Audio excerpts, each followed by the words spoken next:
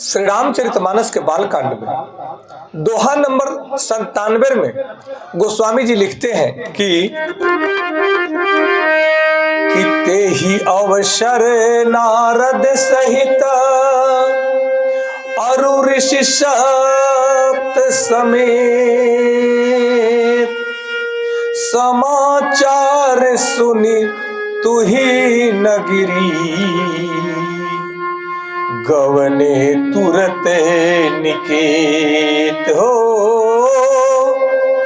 समाचार सुनी तुही नगरी गवने तुरंत निकेत। कहते हैं कि मैं राजा हिमाचल के घर कि ये स्थिति, बारात की स्थिति परिस्थिति की समाचार जब सुनते हैं राजा हिमाचल, तो उसी समय नारद जी और सप्त ऋषियों को साथ लेकर के अपने घर गए हैं। बारात की यह सजावट, यह दिव्यता को जब राजा हिमाचल सुनते हैं, देखते हैं, तो वे नारद जी के साथ सप्त ऋषियों को लेकर के अपने घर जाते हैं। उन्हें एहसास होता है कि घर में बहुत परेशानी होगी, क्योंकि वे देख करके खुद स्वयं व्यथित हो रहे हैं। उस समय देवऋषि नारद और सप्त ऋषिगण इस घटना का समाचार सुनते हैं और राजा हिमाचल के साथ में उनके घर जाते हैं, जहां माता मैना अत्यंत दुखी और चिंतित थी। तब ईश्वर की कृपा से महान ऋषि और ज्ञानी पुरुष वहां आए ताकि उन्हें सही मार्ग और सत्य का ज्ञान करा सके।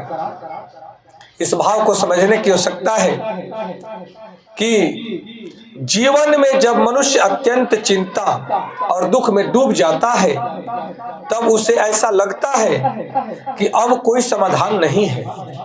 परंतु सनातन धर्म, सनातन दर्शन हमें सिखलाता है कि जब मनुष्य का मन अत्यंत व्याकुल हो जाता है, तब ईश्वर किसी न किसी रूप में उस व्यक्ति का मार्गदर्शन के लिए स्वयं किसी न किसी रूप में आते हैं, अपने प्रतिनिधि को भेजते हैं। इस भाव को समझने की आवश्यकता है कि हमें घबराना नहीं है और इस भाव को समझते हुए अपने जीवन में आई हुई हर परेशानियों को समझने की जरूरत है, क्योंकि समस्याएं ऐसे नहीं है। जीवन में कई प्रकार की समस्याएं आती हैं जो मनुष्य को परेशान करती है।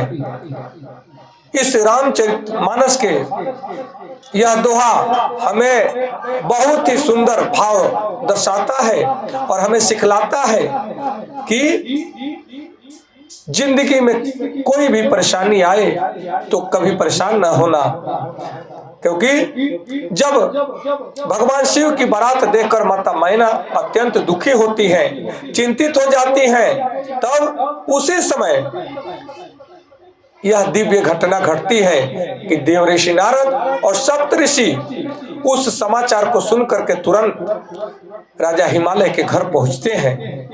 उनका उद्देश्य केवल एक था कि माता मैना और वहां उपस्थित सभी लोगों को सत्य का ज्ञान कराया जाए और उनके भ्रम को दूर किया जाए।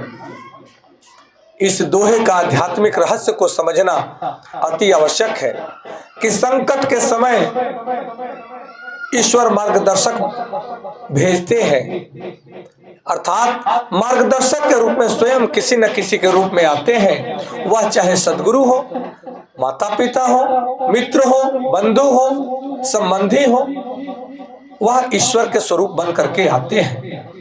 जब मनुष्य का मन अंधकार में डूबा हुआ होता है, तब ईश्वर गुरु, संत, संबंधी, मित्र या ज्ञानी पुरुषों के माध्यम से उसका मार्गदर्शन करते हैं, उसके मन के अंधकार को दूर करते हैं। गुरु का आगमन अगर आपके जीवन में हो जाए तब समझ लेना कि आपका जीवन तर गया, आपका जीवन बदल गया। वैसे ही देव ऋषि नारद जी और सप्त ऋषिगण का आगमन यह दर्शाता है कि सही ज्ञान और सही मार्गदर्शन से जीवन का भ्रम समाप्त हो जाता है, और वहां माता मैना का भ्रम को दूर करना है। ज्ञान अज्ञान के अंधकार को मिटाता है, इस भाव को समझना है। माता मैना की चिंता दुख का कारण अज्ञान और भ्रम है। जब देव ऋषि नारद आते हैं, सप्त ऋषि आते हैं और माता मैना को समझाते हैं, तब उनका दुख दूर हो जाता है। वैसे ही आपके और हमारे जीवन में होता है।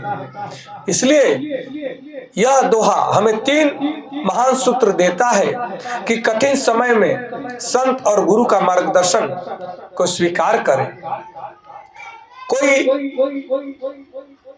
अंधकार का विकल्प न मिले तो सदगुरु के चरण में जाए, माता पिता के पास जाए, अपने इष्ट मित्रों के पास जाए, संबंधियों के पास जाए, जो अच्छे लोग हैं उनके पास जाए और उनका मार्गदर्शन ले, और मार्गदर्शन से अपने जीवन को हर कठिनाइयों को दूर किया जाता है।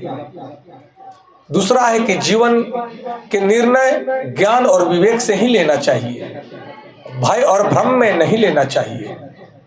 तीसरा कहते हैं कि ईश्वर पर विश्वास रखें, क्योंकि वे हमेशा सही समय पर सबका सहायता करते हैं और सही समय पर सत्य को प्रकट करते हैं। जो आपको चाहिए वो सही समय आने पर मिल जाएगा, इसका ध्यान रखें। भगवान में आस्था रखें, विश्वास रखें, आपका हमारा कल्याण निश्चित है। जब जीवन में समस्या आए तो निराश मत होइए, क्योंकि ईश्वर कभी भी अपने भक्तों को अकेले नहीं छोड़ते, उसका साथ नहीं छोड़ते, बल्कि परीक्षा लेते हैं और परीक्षा के बाद बहुत कुछ देते हैं। सही समय पर वे गुरु, संत या किसी प्रेरणादायक व्यक्ति के माध्यम से आपका हमारा मार्गदर्शन करते हैं। इसलिए आपका हमारा परम कर्तव्य है कि अपने सदगुरु के बताए मार्ग पर चले, माता पिता की आज्ञा का पालन करें, अपने इष्ट मित्रों का, संबंधियों का सम्मान करें। ईश्वर आप पर अनंत कृपा करेंगे। आज इतना ही, कल पुनः मिलेंगे। जब तक आप सबको कोटि कोटि नमन। हर हर महादेव। जय माता पार्वती जी, जय श्री राम, जय